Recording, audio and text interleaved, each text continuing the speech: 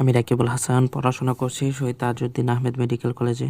তো আজকে এই শর্ট ভিডিওতে আমরা ইনশাল্লাহ মৌমাছির নৃত্য জিনিসটা নিয়ে পড়াশোনা করব।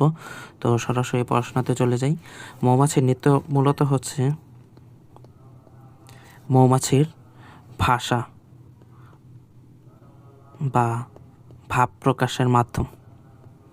ভাব প্রকাশের মাধ্যম প্রকাশের মাধ্যম তো যাই হোক, মৌমাছির নৃত্য দুই প্রকারের হইতে পারে। এক হচ্ছে চক্রাকার। এটা দেখতে পারতেছে গোল গোল করে আকৃতি গঠন করে। আরেকটা হচ্ছে ওয়াগল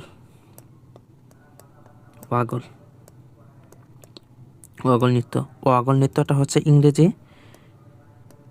ইংরেজি অক্ষরের মতো, এটার মতো, এই অক্ষরের মতো। আচ্ছা যাই হোক, তো চক্রাকার দিয়ে কী হয় আর ওয়াগল দিয়ে কী হয়? চক্রাকারের ক্ষেত্রে 100 মিটারের মধ্যে 100 মিটারের মধ্যে কোনো সংবাদ, কোনো মেসেজ যদি বা কোনো সংবাদ একে অপরকে জানানোর দরকার পড়ে, তখন তারা এই নৃত্য ব্যবহার করে। আর যখন নাকি 100-র উপরে বা 150-র উপরে হয়, 150 মিটারের উপরে দূরত্বে, 150 মিটার থেকে বেশি দূরত্বে কোনো একটা সংবাদ, কোনো একটা তথ্য আদান প্রদান করার দরকার পড়ে, তখন তারা ওয়াগল নৃত্য অনুসরণ করে।